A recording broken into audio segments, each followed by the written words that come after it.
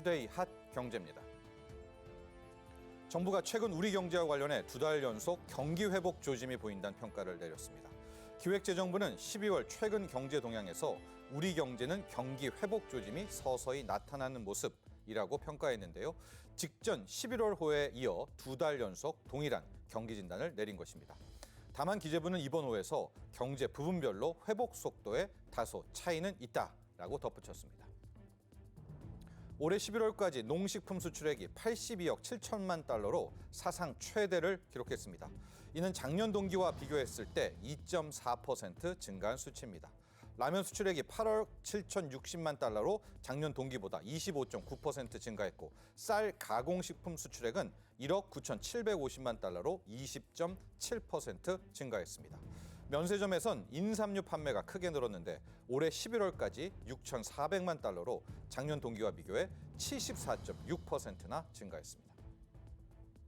15일 산업통상자원부에 따르면 미국 재무부가 현지 시간 14일 IRA 첨단 제조 생산 세액 공제 잠정 가이던스를 발표했습니다. 이번에 발표된 세액 공제는 대상 품목의 정의, 적용되는 상황 등에 대한 상세 내용을 포함되고 있는데요. 미국의 생산시설을 구축한 배터리, 태양광, 풍력 발전 기업이 막대한 규모의 보조금 혜택을 누릴 것으로 보여집니다. 15일 한국부동산원 자료에 따르면 지난 11일 기준 서울 아파트 매매 수급 지수는 83.8로 6주 연속 감소했습니다. 이는 지난 5월 말 이후 28주 만에 가장 낮은 수치입니다. 서울부동산정보광장에 따르면 지난 10월 서울 아파트 매매 거래량은 2,314건으로 지난 2월 이후 가장 적은 수준을 기록했습니다. 지금까지 투데이 핫 경제입니다. 시청자 여러분 안녕하십니까? 경제 인사이더들의 신박한 통찰과 함께하는 경제 인사이트 정철진입니다. 윤석열 대통령이 11일부터 3박 5일간 네덜란드 국빈 방문을 마치고 귀국했습니다. 올해 마지막 해외 순방이었는데요. 1961년 양국 수교 이래 첫 국빈 방문으로 이번 네덜란드 순방은 그야말로 반도체 순방이라고 할 만큼 반도체 분야에 초점이 맞춰졌죠. 자, 오늘 경제 인사이트에선 윤석열 대통령의 이번 네덜란드 순방의 의미와 함께 반도체 산업을 비롯한 다양한 분야의 경제 성과와 앞으로의 남은 과제에 대해서 자세하게 이야기 나눠보겠습니다. 자, 본격적인 오늘의 핫 이슈 이야기 나눠보기 전에 자세한 내용 먼저 화면으로 만나보시죠.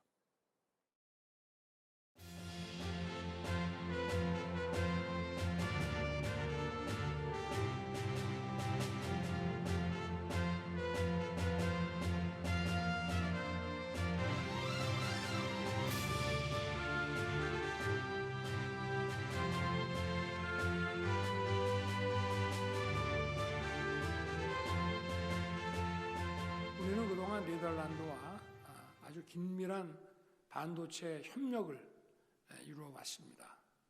이번 방문을 계기로 한국과 네덜란드의 반도체 협력은 이제 반도체 동맹으로 그 관계가 격상되게 될 것입니다.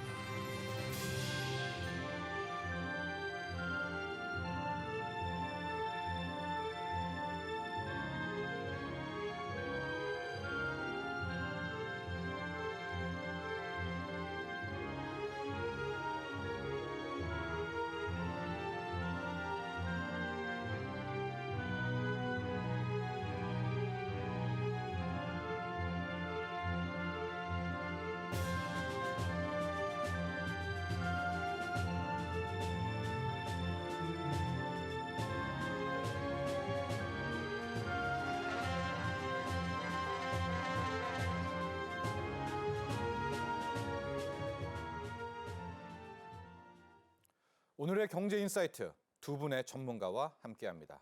김봉철 한국외대 국제학부 교수, 김광석 한국경제산업연구원 경제연구실장 함께합니다. 안녕하십니까? 네, 안녕하세요. 안녕하십니까? 자, 김봉철 교수님, 네. 네덜란드 하면 하멜 표류기부터요. 네. 이준 열사, 네. 그리고 아주 가깝게는 우리 2002 한일 월드컵 때 히딩크 감독님 또 생각이 나는데요. 자, 윤석열 대통령이 이번에 3박 5일간의 국빈 일정을 마치고 귀국을 했습니다. 자, 네. 그런데요. 올해 마지막 이게 해외 순방이라고도 하고요. 그런데 그 네덜란드가 굉장히 가까운 나라인 줄 알았는데 61년 수교 후 첫 국빈 방문이다. 그렇습니다. 네. 이 부분은 또 되게 의아한 대목도 있었고요. 예. 이번 윤석열 대통령의 네덜란드 국빈 방문 전반적인 평가 먼저 부탁드립니다. 네덜란드는 뭐 우리 한국에도 무척 가깝게 느껴지는 나라입니다. 그런데 생각보다는 또 한국과 거리감이 있기도 하고요. 네. 여러분 잘 아시겠지만 뭐 세계대전 이후에 네덜란드는 유럽 통합을 이렇게 만들어내는 구심점이 되던 나라였습니다. 네. 그리고 그리고 지금 유럽 연합으로 불리고 있는 이 통합체가 현재까지 오게 하는 가장 그 중요한 그런 나라였죠. 뭐 작은 나라긴 하지만 우리가 영국, 프랑스, 독일로 불려지는 이런 유럽의 강국들 틈바구니에서 네. 네덜란드가 이렇게 그래도 살아남고 현재까지 잘 국력을 과시하는 이유는 그만한 그 나라의 어떤 특장점이 있기 때문입니다. 잠재력이 있다. 그렇습니다. 예. 네덜란드 사람들이 손재주가 좋습니다. 그래요. 예, 우리가 알고 있는 많은 전자제품 그리고 현재 아날로그에서 디지털로 넘어오는 시대를 바꾼 CD 플레이어, 네. CD를 만들어낸 곳이 바로 네덜란드입니다. 아, 네덜란드는 그런데 또 왕국입니다. 예. 그래서 유럽 내에서도 왕국이 꽤 많이 있는데요. 지난번 윤석열 대통령께서 영국을 방문한 이후에 네. 또 네덜란드라고 하는 유럽의 중요한 왕국을 방문했다는 점에서 또 의미가 있고요. 네. 그런데 네덜란드 국왕께서는 2010년대에 한번 한국을 방문하신 적이 있습니다. 아, 그런데 우리 입장에서는 네. 네덜란드를 국빈 방문한 건 처음이죠. 우리의 정상이요. 그렇죠. 네. 예. 그래서 우리 정상이 네덜란드를 방문한 건 처음이다. 그러면 왜 그랬을까라고 생각할 수 있는데 네. 상대적으로 이제 유럽 내에서 다른 강국들이 있기 때문에 그런 강국들을 방문하는 와중에 네덜란드를 그동안 빠뜨렸다라는 네. 생각이 들고요. 이번 네덜란드 정상 국빈 방문은 그런 면에서는 또 한 차원 다른 접근을 시도한 것 아닌가라는 네. 생각을 할 수 있겠습니다. 그렇습니다. 지금 뭐 자막에도 나오겠지만 이준 열사 기념관 또 리더실도 방문도 이번에 그렇습니다. 한국 대통령, 한국 수장으로서는 정상으로서는 이제 최초였다라는 네. 이제 평가도 함께 내릴 수가 있을 것 같고요. 자, 김광석 실장님, 네. 이번 순방은 이제 우리가 뭐 별칭으로 반도체 뭐 순방 또 반도체 동맹 뭐 여기까지 우리가 이야기를 해야 될 것 같습니다. 맞습니다. 그만큼 경제적인 부분에 있어서도 우리나라와 네덜란드가 좀 밀접하다고 볼 수가 있을 것 같은데요. 네. 자, 총평부터 들어가 보도록 하겠습니다. 경제적인 성과, 특히 이제 일정부터 한 번씩 보도록 먼저 들어가 볼까요? 네네. 일정이 굉장히 네, 빡빡했다고요. 일정 속에서 이 순방의 의미를 어느 정도 포착할 수 있는데 네. 그 일정을 보시면 일단은 공항에 도착했겠죠. 네. 스키폴 공항에 도착했고 그 다음에 국빈 방문 공식 행사가 있었습니다. 네. 여기서 이제 국빈 만찬이 있었고요. 국왕 접견이 있었고요. 예. 그 다음에 중요한 게 이제 ASML을 방문했습니다. 예. ASML은 뭐 미리 말씀드리면 반도체 장비 업체로서 세계 최고의 기업이라고 볼 수 있겠습니다. 예. 우리나라가 반도체를 잘하지만 메모리 반도체에서 시장을 압도하고 있는 것이고 시스템 반도체라든가 반도체 장비라든가 네. 반도체 소재 영역은 부족한 부분이 있어요. 네. 근데 역시 ASML과 어떤 공식적인 협력, 그 반도체 동맹을 체결하는 하나의 과정이 있었고 여기서 네. 재밌는 걸 하나 말씀드리면 ASML의 핵심 시설인 클린룸이라고 있는데 네. 이 클린룸을 국빈이 해외 정상이 방문한 건 역사상 처음 있는 일입니다. 그러니까 네덜란드 ASML 역사상. 그렇죠. 네. 예, 그런 일들까지 있고 그리고서 뭐 여러 가지 역사적인 뭐 기념관도 방문하시고 네. 이렇게 했는데 여기서 어쨌든 경제적인 관점에서 우리가 생각해 볼 만한 것은 ASML을 방문해서 정상으로서는 처음 이 클린룸까지 방문할 만큼 네. 반도체 동맹을 강화하기 위한 그런 행보들을 펼쳤다 이렇게 해석할 수 있고요. 네. 그다음 중요한 것은 역시 네덜란드 국회 연설하고 예. 방산 기업 간의 협력을 좀 강화했습니다. 방산이란 키워드가 또 눈에 들어옵니다. 그렇습니다. 네. 그래서 반도체, 방산. 그다음 날로 가보면 원전, 네. 무탄소 에너지, 인공지능, 양자역학, 스마트 농업, 탈산소 물류 네. 이런 여러 가지 부문에 걸쳐서 어떤 식으로 우리나라 주요 기업들과 긴밀한 협력을 강화할 것인지 삼성전자 이재용 회장과 또 SK그룹 최태원 회장이 동행했기 때문에 그런 부분에 대해서 많은 기업들과 실질적인 협약을 만들어 나갈 것임을 좀 강조한 그런 어떤 일정이었다 이렇게 볼 수 있겠습니다. 그렇습니다. 이렇게 촘촘한 일정 우리가 확인을 했었고요. 뭐 조금 이따 우리가 하나씩 짚어보겠지만 이제 한국과 네덜란드는 반도체 협력이 아닙니다. 반도체 동맹까지도 이번에 크게 확대가 됐고 실질적으로 리터 총리와 함께 이제 반도체 동맹이라는 공동 성명도 채택을 했습니다. 자, 김광석 시장님, 네. 이번 일정 보셨는데 이 중에서 이제 경제 쪽으로 한번 저희가 따로 포커스를 맞춰서 이야기를 또 나눠보도록 하죠. 그렇게 하겠습니다. 여기서 경제적인 관점에서의 어떤 MOU 체결이라든가 어떤 기업들을 중심으로 만났는가 예. 그리고 그들과 어떤 MOU를 체결했는가 그런 것들을 좀 지켜볼 필요가 있겠는데 예. 반도체 동맹이라는 것을 분명 강조했고 그리고 앞에 말씀드렸던 것처럼 ASML은 뭐 정말 세계적인 기업이죠. 반도체 생산 장비 기업이기 네네. 때문에 그런 관점에서 우리가 부족한 부분을 채워나갈 수 있는 물론 네덜란드 입장에서도 부족한 부분을 우리가 채워줄 수 네. 있는 서로 간의 이런 반도체 밸류 체인을 함께 공유하기로 한 그런 동맹의 성과를 우리는 생각해 볼 수가 있겠고요.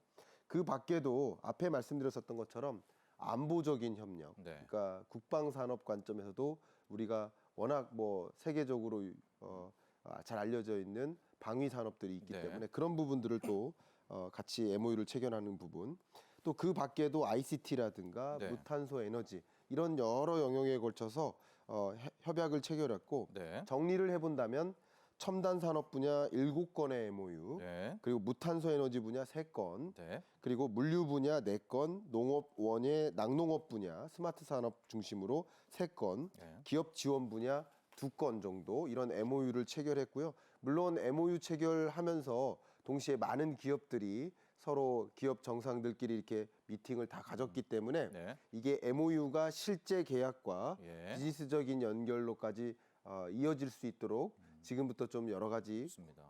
일들이 필요하겠지만 지금 나오는 건 이제 정부 간의 MOU고요. 그렇습니다. 예. 정부 간 MOU가 이루어질 때 해당 산업마다 중심이 되는 기업들의 대표들이 다 참석을 했기 또 때문에 만나죠. 그렇죠. 네. 만나는 과정에서 이 MOU에서 멈추는 것이 아니라 네. 실질적인 개혁과 또 경제적 성과까지 또 바이어로서 수요 그리고 우리 공급자로서의 공급 이런 것들을 충분히 이행해 나가기 위한 그런 준비를 마무리한 것이다 이렇게 저는 평가합니다.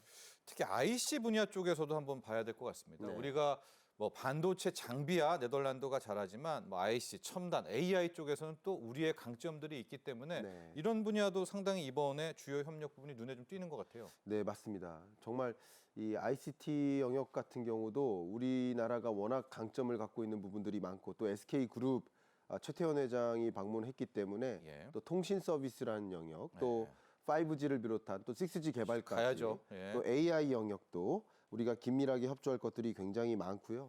그런 면에서 향후 우리가 갖고 있는 어떤 기술적 강점 또 네덜란드가 갖고 있는 특히 생산 장비 영역에서의 강점 네. 그런 것들을 기반으로 해서 양자 간의 어떤 협력이 좀 기대되는 부분들이 좀 많이 있고 그 밖에도 뭐 뇌연구라든가 또 디지털 파밍 이거 네. 스마트 파밍이죠. 이런 것들 여러 가지 관점에서 우리가 기대해 볼 만한 것들이 좀 많이 MOU가 체결됐다 이렇게 볼 수 있겠습니다. 자, 저희가 이제 일정 총평 또 경제적인 분야 총평을 했는데 좀 더 안으로 들어가 봐야 될 것 같습니다. 이번에 윤석열 대통령의 네덜란드 국빈 방문, 일명 반도체 순방, 또 나아가 반도체 동맹을 이끌어냈다라는 데 가장 포커스가 맞춰져 있습니다. 김광석 실장님, 네. 그냥 반도체 협력으로는 안 됩니까? 지금 상황이 반도체 동맹까지 가야만 되는지도 좀 궁금을 하고요. 네네. 우리와 이제 네덜란드가 반도체 동맹을 맺게 되면 과연 어떤 점들이 산업적으로 연관 효과가 나오는지도 이제 세부적으로 좀 들어가 보도록 하겠습니다. 네, 너무 중요한 말씀 주셨습니다. 네. 이제 반도체 밸류 체인을 좀 그려보면 네. 우리나라 안에서 반도체가 모든 게 마무리돼서 생산되지도 않아요. 또 네. 이 반도체 산업을 좀 생각해 보면 혹시 교수님은 반도체를 사본 적 있으세요? 없으시죠? 반도체를 사본 적은 역시 없고 앵커님도 예, 그렇죠. 반도체를 사본 적 없으시죠? 반도체를 산 적은 우리는 없습니다. 반도체가 들어가 있는 제품을 살 뿐이에요. 네. 그러면 우리가 만들어내는 반도체는 각종 기계 장비, 자동차, 또 스마트 장비, IT 기기 여러 가지 거쳐서 들어갑니다. 또 우리나라가 자동차를 만들지만 네. 자동차 내연기관차에 들어가는 반도체가 대략 한 2, 300개 됩니다. 전기차에 들어가는 반도체 개수는 700개 정도 됩니다. 예. 자율주행 전기차에는 한 3천여 개가 들어갑니다. 예. 이렇게 첨단 산업화 될수록 반도체가 집중적으로 요구되는 것이라고 볼 수 있겠는데, 그러니까 그냥 막연히 반도체만 생산해서도 안 되고 생산된 장비를 또 반도체를 수요할 내구재를 생산하는 기업들이 있어야 됩니다. 네. 그런 기업들이 이 협력을 체결하고 동맹 관계를 형성하면 좋겠는데, 예. 더군다나 지금 걱정되는 것은 바로 공급망이에요. 네. 미중 패권 전쟁이 장기화되고 또 24년에 미중 간에 어떤 격돌이 있을지 모릅니다. 네. 왜냐하면 또 재선을 앞에다 두고 미국 시민이 워낙 중국에 대한 비호의적 감정이 집중되다 보니까 네. 바이든이든 트럼프든 적극적으로 중국을 좀 압박할 수 있는 리더를 원해요, 지금 현재. 네. 그러다 보니까 뭔가 그런 강한 드라이브를 걸 가능성이 높습니다. 그러면 중국도 대응을 할 것이고, 네. 대응하다 보면 한국에게 뭐 요소 공급뿐만 아니라 각종 반도체 소재, 원자재, 부품 공급을 차단하는 일이 벌어질 수 있습니다. 이렇게 절체절명의 순간에 우리가 장비라든가 소재를 안정적으로 조달받기 위한 그런 밸류 체인을 구축할 필요가 있는 거죠. 그냥 단순히 어떤 특정 국가로부터 반도체 장비를 수요하고 어떤 특정 국가로부터 원자재를 수입하는 그런 수준이 아니라 동맹 관계를 형성함으로써 어떤 상황에도 불구하고 안정적으로 반도체 장비를 공급하고, 우리는 또 우리가 공급할 기술력이라든가 메모리 반도체를 공급한다든가 예. 그런 식으로 안정적으로 밸류 체인을 관리하기 위한 동맹국을 형성하는 것은 지금 2023년, 24년처럼 정말 탈세계화가 진전되는 국면에는 정말 필요한 영역이겠다 이렇게 생각을 하고요. 네. 그뿐 아니라 기술 협력이라든가 또 인재를 양성한다든가 네. 인재 교류라든가 이런 여러 가지 면에서 우리가 가져가야 될 방향성에 굉장히 부합하는 그런 긴밀한 동맹이라고 저는 생각을 하고 있습니다. 네. 자, 우리 김광석 실장님, 이제 앞으로의 사회, 특히 2024년 이후로는요, 원자재 무기화도 더 심각해지고 미중의 패권 정쟁도 훨씬 더 커질 수가 있기 때문에 그중에 핵심적 전략 산업이라고 할 수 있는 이 반도체 산업, 단순히 반도체 협력 관계가 아니라 이제는 동맹이라는 좀 더 튼튼한 서로 간의 연관성이 있어야 된다. 그런 차원에서 이번에 맺게 된 반도체 동맹이 큰 의미가 있다. 이렇게 정리를 해주셨습니다. 그렇습니다. 게다가 이번 네덜란드 순방에 있어서의 하이라이트는 아무래도 반도체 분야의 을인데 오히려 갑 같은 그런 기업입니다. ASML이라는 기업의 방문과 협력이라고 할 수가 있는데요.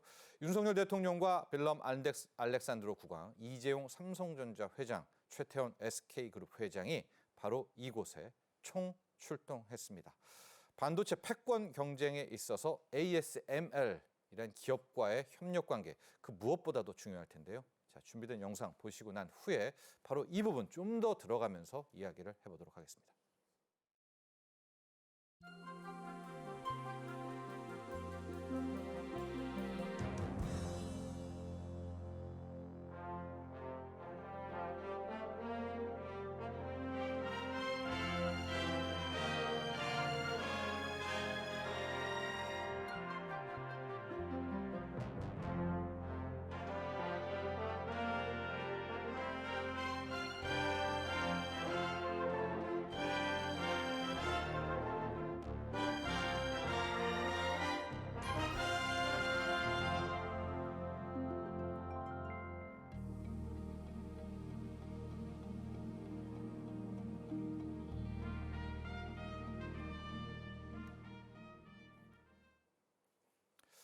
네, 김광석 실장님, 네. 이 ASML, 실은 경제 쪽에 관심을 갖고 계신 분들은 정말 너무나도 잘 알고 있는 네덜란드의 반도체 장비, 반도체를 만드는 장비 기업이기는 한데 네. 또 일반 국민들은 ASMR과 막 헷갈리기도 할 정도로 또 잘 안 알려져 있습니다. 네. 저희가 이야기를 좀 해나가기 전에는 먼저 이 ASML, 과연 뭘 만드는 회사야? 여기 좀 네. 정리 좀 하면서 네. 우리와의 관계, 반도체 얘기까지도 한번 가보도록 할까요? 네, 그렇습니다. 이제 반도체를 생산하기 위한 생산 장비가 있겠죠. 네. 그러니까 생산 장비를 구축하는 게 우리는 소위 거시경제 관점에서 설비 투자인 거예요. 네. 반도체 설비 투자 규모가 늘어난다. 네. 그럼 우리나라 신규 투자가 늘어나는 것이고, 네. 그 설비 투자, 반도체 설비 투자 중에서 핵심이 되는 것 중에 하나가 바로 지금 말씀드리는 ASML이 공급하고 있는 네. 바로 노광 장비입니다. 이 노광 장비가 네. 극자외선 EUV라고 하는데, 극자외선을 이용해서 노광 장비를 생산하는 네. 네덜란드 기업이고요. 네덜란드 시가총액 1위 기업입니다. 네. 또 말 그대로 우리나라 입장에서는 삼성전자가 국민 기업이다 이렇게 표현해 본다면 네. 네덜란드에는 ASML이 없으면 안 됩니다. 네네. 그 정도로 경제적으로 의미 있는 그런 기업이고요. 네. 우리나라와의 인연을 좀 말씀드리면 이미 ASML이 1996년에 네. 국내에 진출을 했습니다. 현재 우리나라에 근무하고 있는 네. 인력 직원이 한 2,000명 정도 됩니다. 아, 예. 예, 그리고 현재 우리나라에 예. 이런 인력들도 있고요. 정말 많은 그 인연을 맺고 있는데 그냥 네덜란드와 우리나라와의 어떤 경제적 협력을 생각해 보면 네. 우리나라가 최초로 유럽에 진출할 때 그 무역관을 네덜란드에 설치했어요. 아, 예. 그리고 우리나라가 최초의 자동차를 수출한 그 자동차가 뭔지 아십니까? 폰일까요? 포니입니다. 네네. 포니. 예. 1979년에 포니를 처음 수출한 게 그 네덜란드입니다. 아, 그러니까 그렇게 우리 수출입 관점에서도 네덜란드가 처음에 유럽의 시장을 여는 기회의 문 역할을 했었는데 네. 역시 ASML은 우리나라가 워낙 반도체 특히 메모리 반도체 네. 영역에서 핵심이 되는 산업이고 이 영역이 우리나라의 주력 산업이고 우리나라의 국민 기업 성격이 있기 때문에 ASML이 공급하고 있는 반도체 장비는 네. 우리에게서는 이 반도체를 생산하는 데 있어서 중요한 밸류체인적 영향력을 행사하는 관계가 있다. 이렇게 해석을 해볼 수 있을 것 같습니다. 예. ASML. 우리가 이제 반도체가 뭐 진짜 기판이 점점 네. 작아지고 있지 않습니까? 여기 네. 설계도를 그릴 때 예, 쏘는 그 설계도 쏘는 그 노광 장비를 말하는 거죠. 그렇습니다. 예, 설계도를 손으로 안 그리고 이제 그럼요. 그 극자의 선으로 그려야 되는데 네. 그 장비를 만드는 게 ASML이다. 예, 그러니까 우리가 분명히 ASML로부터 그 이 설계도 회로 쏘는 그 노광 장비를 사는 우리가 갑이고 네, ASML이 을인데 네, 슈퍼 을이라. 예. 그러니까 그만큼 그게 희귀한 아주 경쟁력 있는 장비다 이렇게 봐야 되겠죠. 그렇죠. 우리가 통상적으로 이제 갑과 을의 뭐 관계를 생각해 보면 돈을 받는 쪽이 을, 예. 돈을 주는 쪽이 갑. 뭐 이렇게 예. 보통은 평성적으로 이제 생각을 하고 있죠. 네. 결과적으로 생산 장비를 드리는 반도체 기업들이 갑. 우리 그리고 삼성전자 하이닉스가 그렇죠. 갑입니다. 왜냐하면 공급이 이렇게 되니까 돈을 네. 이쪽으로 주니까. 예. 역시 반도체를 공급하는 자동차 회사나 가전사에게 반도체를 제공하는 이 반도체 기업의 갑은 또 수요처인 거죠. 예. 그런데 이 ASML 같은 경우는 갖고 있는 이 기술적 역량이 너무나 뛰어나고 아. 특히 노광 장비 말씀하신 예. 그 영역에서는 세계 독보적인 기술력을 갖고 있기 때문에 예. 사실은 을이어야 되는데 바기닝 파워가 너무나 센 거죠. 네. 그렇기 때문에 을은 을인데 슈퍼 을이다라는 표현을 쓰고 있는 거라고 해석할 수 있겠습니다. 자, 바로 이 기업 슈퍼을 기업입니다. 김봉철 교수님. 그런데 윤석열 대통령이 이 MSL 기업을 방문을 하고요. ASML 이 중에서 큰일 룸을 사상 최초입니다. 아마 네. 해외 정상 중에서는 이 상징적 의미가 있다라고 하는데 이 큰일 룸 시찰 우리가 어떻게 좀 바라봐야 될까요? 저희가 보통 친구들을 우리 집에 초대를 했을 때 가장 마지막으로 보여주는 곳은 침실입니다. 네. 그만큼 안 보여주기도 하죠. 그렇죠. 네, 네, 보통 뭐 안 네. 보여주는 경우도 네. 많죠. 왜냐하면 중요한 곳이니까. 네. 그런데 이 회사에서 이 네덜란드 회사에서 이 클린 룸을 보여주었다.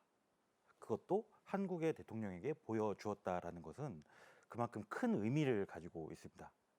자신들이 가지고 있는 것들을 네. 다 보여준다라는 그런 상징적인 의미를 갖게 되는 것이죠. 네. 네덜란드 사람들이 상당히 유연하게 생각을 합니다. 그래서 오랫동안 이 나라가 발전해 오고 지금까지 기술을 유지하고 생존하고 있는 이유도 유연한 사고 때문인데요. 민족성, 뭐 국민성이요. 그렇습니다. 국민성이. 예. 네. 그래서 이번 윤석열 대통령 방문 시에 이 기업의 가장 중요한 장소라고 할 수 있는 이 클린 룸을 네. 대통령께 이렇게 공개를 하고 대통령께서 들어갈 수 있게끔 네. 이렇게 조치를 취해주고 네. 그렇게 해서 마음을 사겠다. 또 함께 이 반도체 공정에 네. 참여를 하겠다라는 적극적인 제스처를 보여준 것이죠. 네. 예. 앞서 이제 김광석 시장님께서 우리와 네덜란드와의 경제적인 동맹, 왜 반도체 동맹을 해야 되는지도 설명을 해주셨는데요. 뭐 외교 정치적, 뭐 글로벌 지금 돌아가는 어떤 외교적 상황 속에서도 우리 김봉철 교수님도 현재 시점에서의 반도체 동맹, 또 현대 시점에서의 네덜란드와의 긴밀한 관계가 또 왜 필요한 건지도 한번 정리해 주시죠. 네. 실장님 방금 전에 말씀하신 것처럼 이 지구상의 어느 누구도 반도체를 처음 설계부터 또 제조, 판매까지 다 하는 곳은 없습니다. 네. 우리의 중요한 기업들도 네. 주로 제조를 집중해서 하고요. 예. 또 설계는 다른 국가의 다른 기업으로부터 도움을 받습니다. 네. 또 방금 네덜란드 기업처럼 이렇게 아주 중요한 작지만 절대 빠질 수 없는 공정에 참여하는 많은 국가들과 네. 기업들이 쭉 연결돼서 밸류 체인이라고 말씀을 주셨는데요. 네. 그렇게 함께 이렇게 진행을 해 나갑니다.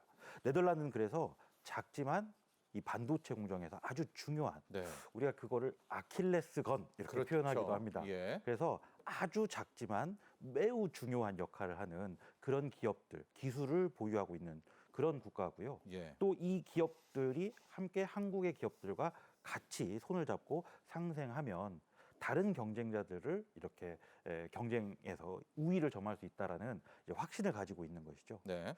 그런데 이제 반도체 설계와 제조, 판매 너머에는 또 다른 연계되는 산업들이 있습니다. 네. 국방이라든지 네. 또 기타 여러 가지의 다른 제조 분야. 네. 방금 자동차도 말씀해 주셨는데, ICT도 있었고요. 그렇습니다. 예. 예, 이런 우리가 정말 생각할 수 없는 분야까지 많은 산업들이 반도체로부터 연동이 되고 있기 때문에 네. 이 반도체의 중요성 그리고 한국과 네덜란드가 함께 이 분야에 관해서 손을 꽉 붙잡자라는 네. 것은 다른 여러 산업 분야 또 다른 사회 네. 분야까지도 함께 손을 붙잡자라는 것으로 우리가 조금 확대 해석할 수도 있겠습니다. 우리가 조금 뒤에서 이제 외교적 측면도 볼 텐데요. 그 전에 뭐 짧게라도 우리가 유럽, 뭐 EU라고 얘기하면 독일, 프랑스, 이탈리아 이 정도를 생각하는데 이 네덜란드와의 또 관련이 왜 필요하냐, 왜 중요하다냐 한다면 네. 꼭 경제 아니더라도요. 어떤 의미를 좀 찾을 수가 있을까요?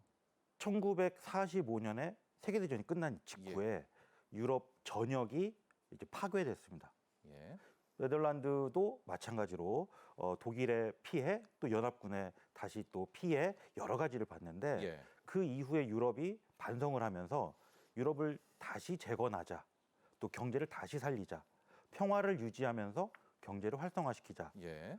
이렇게 처음 주장한 또 그것을 가장 뿌리 깊게 믿고 밀고 나간 나라가 바로 네덜란드입니다. 실천까지 한 국가. 그렇습니다. 예. 그래서 여러분들 뭐 잘 아시겠지만 베네룩스라고 부르는 네. 작은 나라들이 있습니다. 예. 벨기에, 네덜란드, 룩셈부르크인데요. 음. 이 세 개의 나라 중에 그래도 가장 큰 나라가 네덜란드. 네.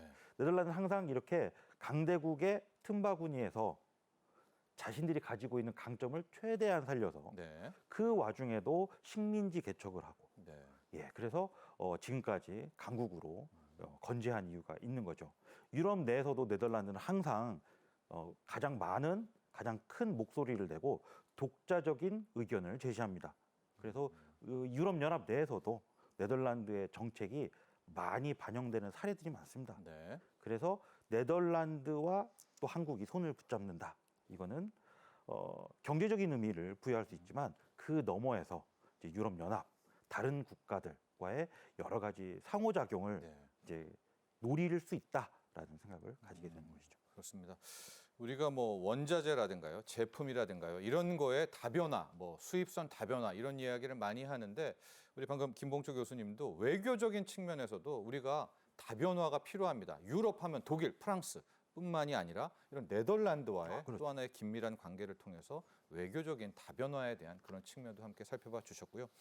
자, 김광석 시장님, 이번에 윤석열 대통령은 ASML 클린룸도 방문을 했었고 삼성전자, SK하이닉스는 이제 기업적인 측면에서 실질적으로 많은 양해각서 MOU를 체결했다라고 하는데 그 네. 기업적 차원에서의 MOU 내용들 한번 살펴보도록 할까요? 일단은 기본적인 그 협력 방향성은 기술 협력에 있습니다. 예. 근데 기술 협력에 있어서 우리나라가 얻고자 하는 것, 그것은 주로 생산 장비적인 역량일 겁니다. 네. 생산 장비에서 보다 나은 생산 장비, 고부가치 생산 장비를 확보하기 위한 그런 방향성이고 네. 또 우리나라도 말 그대로 반도체 클러스터를 조성하고 있죠. 경기도권에. 네. 그 클러스터를 조성하기 위해서 여러 가지 것들을 고민하는데 그냥 지금 메모리 반도체를 그만큼 똑같이 만들자가 아니라 네. 더 첨단 메모리 반도체 그리고 시스템 반도체 그밖에 인공지능 반도체와 같은 첨단 반도체로 더 나아가자 하는 그림을 갖고 있습니다. 예. 그래서 먼저 삼성전자와 ASML이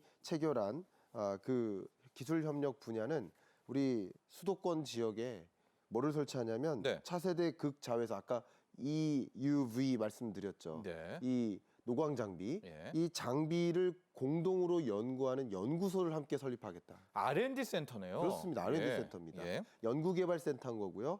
특히 그 생산 장비, 노광 장비를 더 고도화시키는 그런 영역에서 네. 우리나라가 다소 부족하다고 할 수 있는 생산 장비 기술까지 확보하기 위한 네. 결국 기술 협력이 필요한 것인데 예. 원래 워낙에 EUV 최대 생산 기업이고 세계 1위 기업이고 네. 하기 때문에 이 기업과 기술 협력을 체결하면서 우리가 또 한 단계 생산 장비 영역으로도 또 이 반도체 산업을 다각화시키는 데 기여할 것이라고 보고 있고 네. 일단 지금의 협력 방향은 바로 연구개발센터 ASML과 이것을 이제 노광 기술을 더 확보하기 위해서 네. 건립을 추진하는 것 이렇게 정리할 수 있고요. 네. 두 번째 SK 하이닉스와 체결한 이 MOU의 성격을 보면 네. 예, EUV에 들어가는 이제 전력이 있는데 전력이 많이 들어갈 거 아닙니까? 네네. 그러면 수소가스를 재활용하게 된다면 기존 전력의 한 20% 감축할 수 있습니다. 네. 그렇기 때문에 EUV에 들어가는 이 전력을 좀 줄여나가기 위한 이게 네. 말 그대로의 이산화탄소 저감이라고도 볼 수 있죠. 신재생 에너지를 최근 추구하는 흐름과도 맞네요. 그 정확히 맞습니다. 예. 이산화탄소 감축이라든가 예. 전력 사용량 감축이라든가 예. 이런 여러 가지 면에서 연 165억 원 가량의 비용 절감 효과도 있고요. 예. 결과적으로 이거의 기본적인 기조는 뭐냐면 수소가스를 소각하고 포집한 다음에 연료 전지로 재활용하고 전력화하는 네. 이런 영역에 역시 ASML과 기술 협력을 체결해서 네. 그 부분에서 더 고도화된 기술을 확보하겠다. 그러니까 우리나라가 이런 기술을 확보하는 과정에서 ASML도 같이 그 기술 협력을 가져갈 수 있기 때문에 왜냐하면 자신들의 장비도 부가가치가 올라가는 거잖아요. 네. 전력이 덜 먹게 되니까. 맞습니다. 그런 차원의 뭐 윈윈이 되겠네요. 동맹이 바로 그건 네. 것이죠. 예. 나는 좋고 당신은 안 좋아가 아니라 네. 함께 좋은 방향으로 이뤄나가는 것인데 특히 이 반도체 영역에 있어서 핵심 기술이 되는 그런 부분들을 네. 함께 연구 개발하겠다라는 방향성이니까 우리에게도 굉장히 좋은 기회로 작용할 수 있지 않을까 생각되고요. 네. 또 현 정부가 추구하고 있는 반도체 클러스터 조성 네. 이런 조성 사업과 관련해서도 이 반도체 장비 영역도 또 특화해서 기술 협력을 해 나간다는 것은 또 그밖에 많은 반도체 장비 기업이라든가 네. 그밖에 기업들도 이 수도권으로 유치시킬 수 있겠다. 네. 클러스터를 말 그대로 조성하는데 큰 기여를 하지 않을까라는 판단을 해볼 수 있겠습니다. 네. 이뿐만이 아닙니다. 최근에는요, 반도체가 10나노에서 8나노, 8나노에서 뭐 5나노, 3나노, 이제는 2나노 시대로 향하고 있는데요. 생각해 보십시오. 그 작은 거기에다가 그 설계도를 쏴서 집어넣어서 그걸 깎아야 되는데 정말로 이 ASML의 이 노광 장비 기술 또 이 장비가 필수 불가결한 정말로 아주 최첨단의 장비다라고 볼 수가 있는데요. 자, 김광석 시장님, 우리가 네. 실은 뭐 메모리 반도체 강자지만 예. 이 비메모리 부분에는 TSMC라는 또 파운드리 업체 우리의 경쟁사가 있지 않겠습니까? 그렇습니다. 제쳐야 되는 경쟁자죠. 네. 우리가 ASML과 좀 친해지고 반도체 동맹이 좀 된다면 네. 이게 뭐 꼭 그렇다고 할 수는 없겠지만 네. TSMC와의 경쟁에서도 좀 우리가 유리할 수 있을까요? 부족한 부분을 충분히 우리는 채워나갈 수 있는 영역이라고 볼 수 그래요? 있겠습니다. 네. 한번 말씀드려보면 여러분 다 아시는 것처럼 우리 삼성은 메모리 반도체 세계 1위 기업 네. 이렇게 정리하면 끝나고요. 예. 그다음 ASML은 세계에서 유일무이한 EUV를 생산하는 기업, 네. 노광 장비를 노광 장비. 유일하게 생산하는 기업 네. 이렇게 정리할 수 있고요. 또 ASML 같은 경우는 반도체 시장의 장비 시장에서 반도체 장비 시장의 한 18% 가량을 차지합니다. 네. 그리고 노광 장비는 세계 1위인데 그냥 단독으로 1위라고 보면 좋겠습니다. 다른 기업이 있더라도 그 기술력이 너무 완전히 너무 차이가 나죠. 네, 비교가 안 됩니다. 네. 결과적으로 1등과 1등이 만난 것이기 때문에 네. 당연히 우리가 경쟁으로 할 만한 영역에 있어서 긍정적인 포인트를 가질 수 있겠고요. 네. 또 한 가지 제가 강조하고 싶은 것은 지금 TSMC와 뭐 경쟁한다, 네. 뭐 1위를 두고 다툰다라고 할 수 있는 그 경쟁은 분명 한마디로 초격차일 겁니다. 네. 기술 격차인 거예요. 네. 기술 격차를 더 벌린다라는 것은 반도체는 말 그대로 작으면 작을수록 좋은 거거든요. 네. 그러니까 누가 먼저 2나노에 도전할 것인가, 네. 누가 먼저 2나노 이 반도체를 먼저 양산할 것인가, 이게 네. 좀 핵심이 될 텐데 네. 그럼 2나노의 초고급 기술이 담겨 있는 이런 반도체를 양산하는 그 기업은 당연히 초격차를 벌려놓는 거예요. 네. 근데 이런 2나노는 사람의 손으로 만드는 게 아닙니다. 네. 반도체 장비로 만드는 거예요. 노광 네. 장비로 만드는 거예요. 네. 그러니까 당연히 2나노 반도체로 나아가기 위해서, 앞서가기 위해서는 반도체 기술력이 뒷받침이 돼야 되는데 네. 그런 면에서 역시 보완하고 한다면 당연히 이 반도체 영역에서 경쟁사라고 할 수 있는 TSMC를 뭐 압도할 수 있는 네. 그런 기술 경쟁력을 확보할 수 있는 계기가 될 것이다라고 보고 있고요. 메모리 반도체는 우리나라가 맞습니다. 1위 맞아요. 네. 근데 지금 보시고 계신 그림처럼 네. 글로벌 파운드리 시장에서는 TSMC가 압도적으로 많은 비중을 차지하고 그렇습니다. 있습니다. 그럼 우리의 전략이 뭘까요? 12.4%에 달하는 삼성전자의 파운드리 시장 점유율을 네. 30%, 40%로 올려가는 게 전략입니다. 네. 그러니까 파운드리 시장 점유율을 확보하는 거. 그러니까 메모리 반도체 시장은 우리가 계속 유지하고, 초격차죠. 그렇죠. 네. 계속 유지하고, 그다음 파운드리 시장은 더 확보하고, 네. 그리고 파운드리와 메모리 반도체가 아닌 시스템 반도체 영역으로도 진출하고, 네. 그리고 생산 장비 영역도 확보하고, 네. 이런 식으로 우리가 반도체 산업의 다각화를 그리고 있기 때문에 우리가 부족한 부분들을 채워나갈 수 있는 계기가 될 것이다. 네. 이렇게 생각을 하고 있습니다. 자, 김봉초 교수님. 이제 우리 김봉초 교수님과는요, 이제 조금 더 네. 경제 외적인 부분을 한번 살펴보도록 하겠습니다. 이번에 그동안에 네덜란드와는 이제 외교부 장관끼리 소통을 하던 것을 2+2 각국의 산업부 장관이 포함이 됐습니다. 외교는 안 보고 경제가 안 보고 또 안보가 또 경제고요. 네. 지금 외교 경제 안보가 지금 거의 하나 뭉쳐서 돌아가는 게 현재 추세다라고 볼 수가 예, 있을 예. 것 같은데 이제 네덜란드와의 경제뿐만이 아닙니다. 국방, 그렇죠? 외교 전반적으로 좀 이야기가 커지고 있는 거죠. 네, 앵커님께서 말씀해 주신 것처럼 지금 요즘의 외교는 융합의 시대입니다. 융합, 그렇죠. 예. 그래서 이번 국빈 방문도 경제의 활성화를 위해서, 경제의 어떤 동맹국을 찾기 위해서 시작한 것이고요. 예. 그것이 외교 문제입니다. 예. 그래서 경제가 외교고 또 외교가 경제고. 그게 또 안 보고. 그런데 예. 예, 경제라는 것은 안보가 뒷받침되어야만 가능한 얘기죠. 예. 안보라는 것은 유럽에서도 아주 중요한 문제입니다. 뭐 더 이상 설명할 필요도 없이 러시아와 우크라이나가 지금 전쟁을 하고 있고 예. 또 다른 지역에서도 항상 안보 위기가 도사리고 있는 유럽의 입장에서 봤을 때는 네.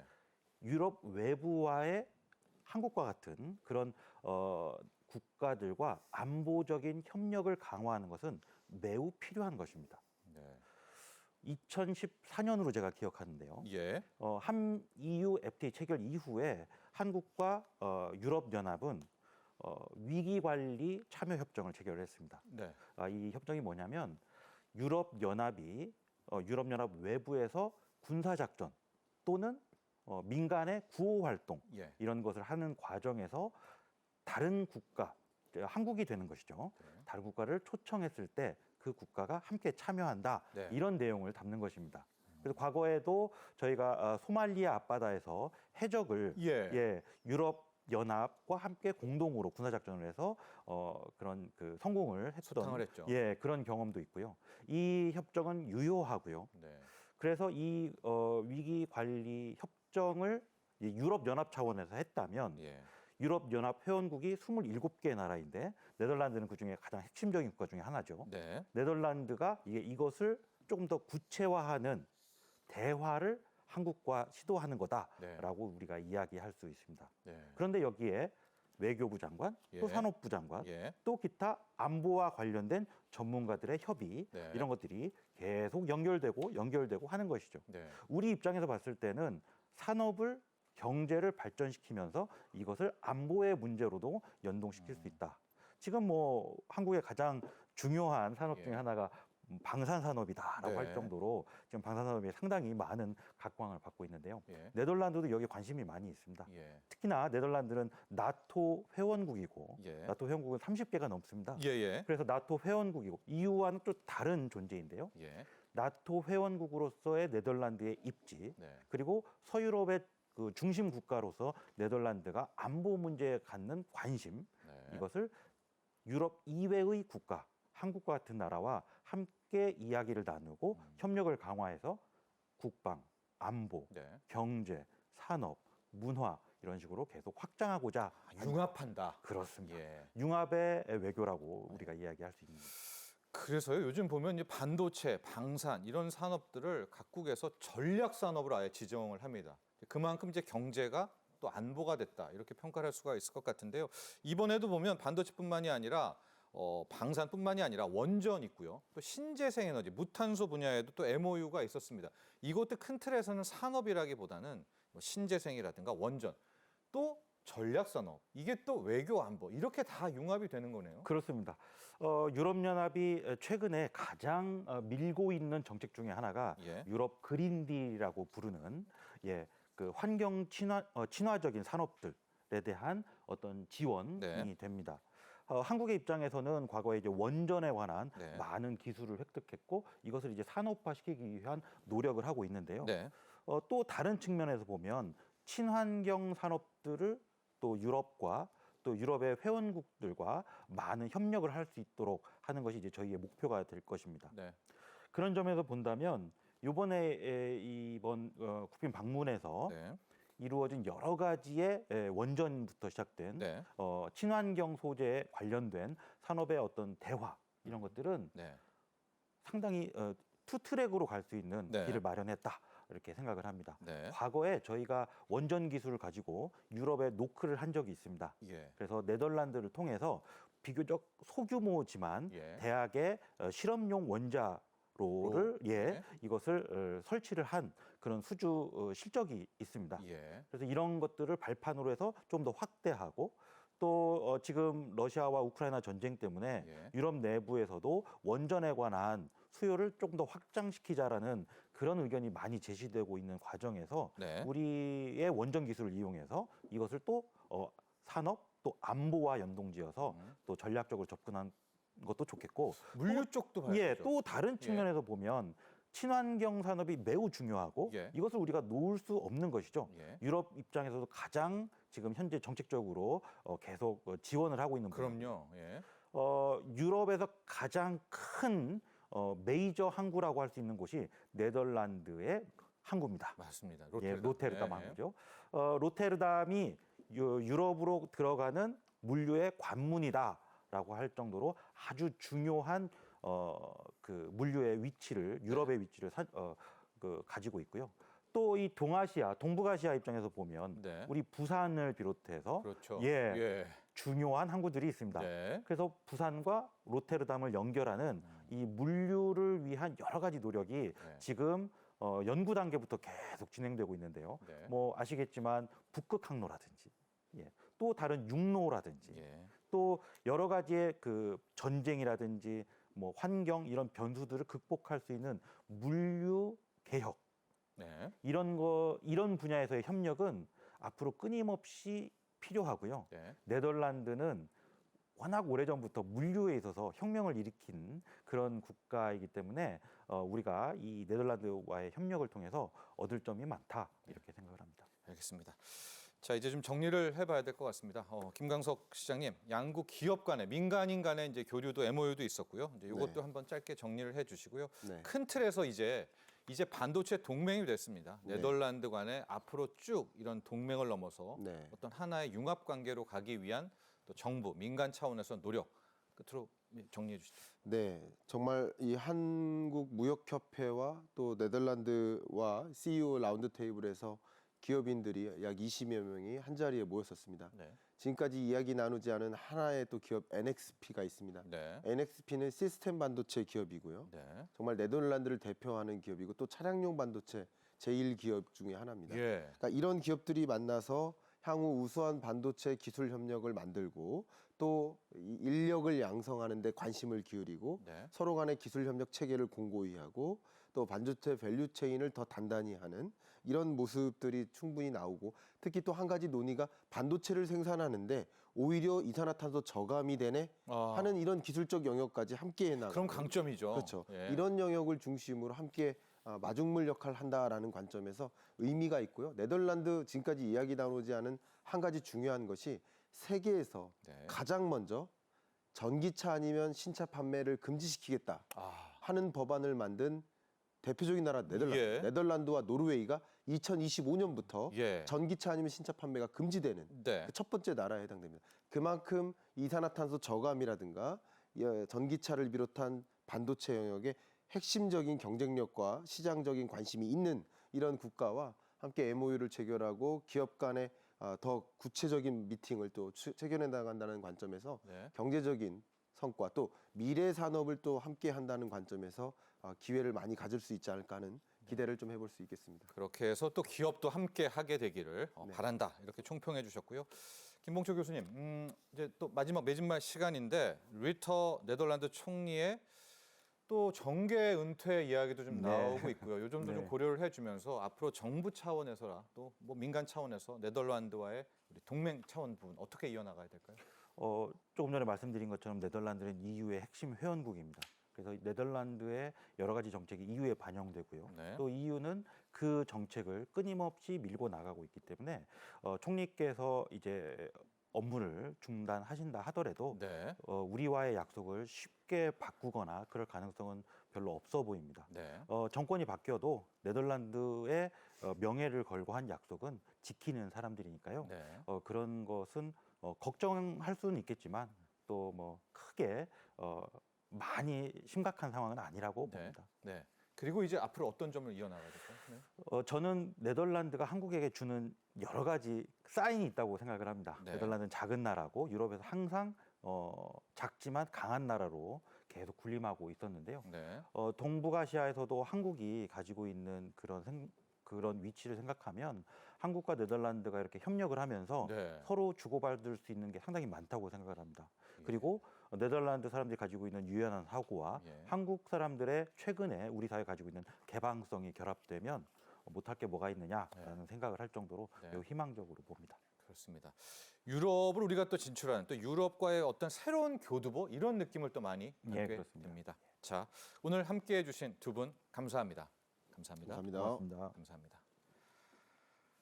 자, 오늘 준비한 소식 여기까지입니다. 현지 시간 13일이었죠. 미국 연준이 올해 마지막 FOMC 회의 결과를 발표했습니다. 기준금리를 기존 5.25에서 5.5%로 계속해서 3번 연속 동결을 했는데요. 이뿐만이 아닙니다. 연준은요, 내년 경제 전망에 따라서 내년에는 금리를 적어도 3번까지 인하할 것이라는 그런 전망까지 함께 내놓았습니다. 다음 이 시간 경제인사이트에선 이번 12월 FOMC 회의 결과 분석과 함께 내년 금리의 방향까지 자세하게 짚어보도록 하겠습니다. 오늘도 함께해 주신 시청자 여러분 감사합니다.